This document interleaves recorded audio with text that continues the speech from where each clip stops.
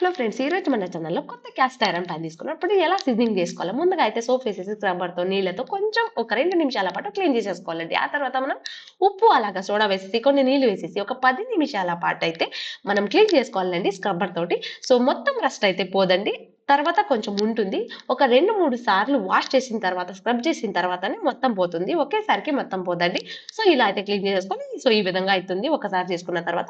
ఇప్పుడేం చేసుకోవాలి చెప్పండి చూద్దాం. ముందుగా గ్యాస్ మీద పాన్ పెట్టేసి ఆయిల్ వేసేసి ఒక 2, 3 నిమిషాల పాటు ఉల్లిపాయతో ఇలా మొత్తం పాన్ మొత్తం ఆయిల్ స్ప్రెడ్ చేయాలండి. సో ఆ తర్వాత క్లాత్ తో మీరు తుడిచేయాలి ఆయిల్ మొత్తాన్ని. తుడిచేసాక కొన్ని నీళ్లు జల్లి మళ్ళీ ఇంకొకసారి క్లాత్ తో అయితే తుడుచుకోవాలండి.